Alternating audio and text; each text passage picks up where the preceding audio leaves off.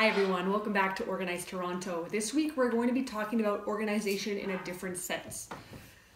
Rather than talking about things in our lives that we want to organize, we're going to be talking about our lives themselves. So day-to-day activities, which is why I have a giant calendar right here. So I know probably the first thing you're thinking is, well, we all have calendars on our phones, they send us alerts, why would we want to write it down too? I will tell you why.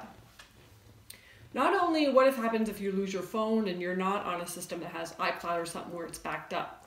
Or even still, the other day, I learned that iCloud does not back up my app for the calendar. So if I were to lose everything, it'd be gone.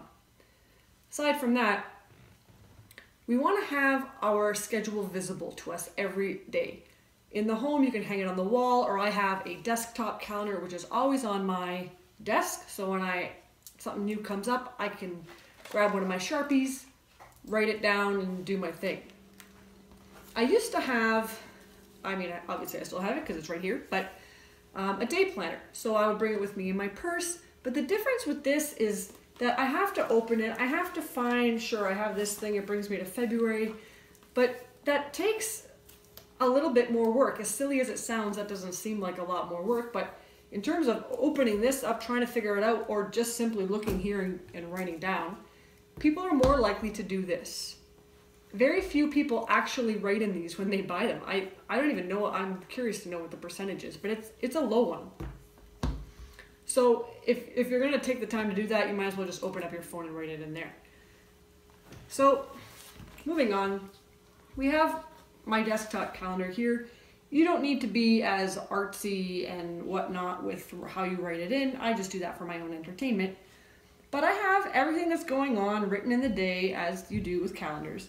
But also on the side here, I have my monthly goals.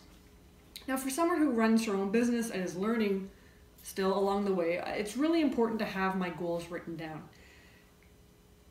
Now here's a tip. Someone saw my list of goals and they said, well, you have to write them down in order of importance. You can't just write things down. I mean, it sounds brainless, but I didn't think of that. I just wrote things down, and then what do you do when you read a list? You go to the top thing. So why not write the most important thing at the top? So thanks, Pete, for making me think of that. I don't know, whatever. Thank you. So here I have the most important thing at the top. Once I complete that task, I cross it off. And then moving on down. So don't write something like folding socks at the top of your list, because that's not really a priority. Unless you have a million socks and you can't walk into your house without walking through socks, but that'd be really weird. You have bigger issues than prioritizing your time. Write it in there, cross them off, achieve your goals, they're good to go. One of the beauties of writing things in colors, aside from it looks pretty, is let's say you have a family of 4. And I see this all the time in my friends' homes who have children. They have the big calendar, they write things down, it's all in pencil, no one knows what's going on, what's happening when. I suggest writing it down in colors. So apply a certain color to a certain individual for life. And then that person, whenever they look at the calendar, they see their color and they know that they have something going on that day. Because most people, again, when you're walking by, you're not going to go through and read what's written under every name.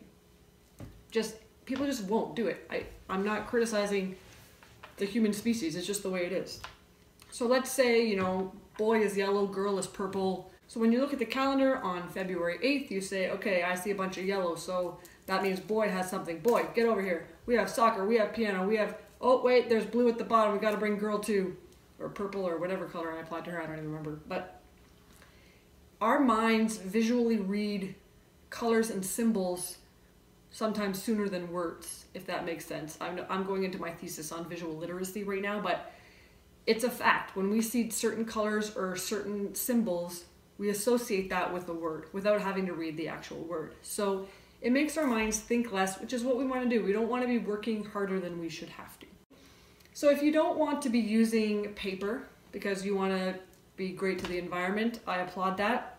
What you can do, and I used to do this in my classrooms when I was a teacher, is that you go out and you buy a picture frame. Underneath, I put paint swabs, the ones you get at Rona or Canadian Tire or Home Depot, wherever. paint stores, obviously, they have them too.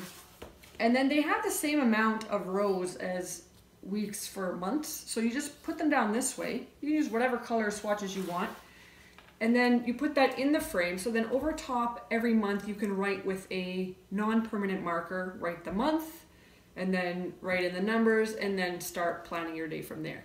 That's a bit trickier to do when you have kids because you have to, I mean, it takes a lot more effort. You really don't have time for that usually when you're a parent.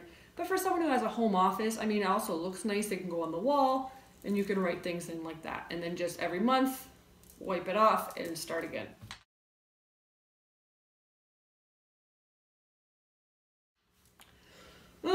I think that's everything. If you have any questions or comments, please, you know where to put them. And I'll try to answer them as best I can. Otherwise, I will see you next week with something new. Bye, everyone.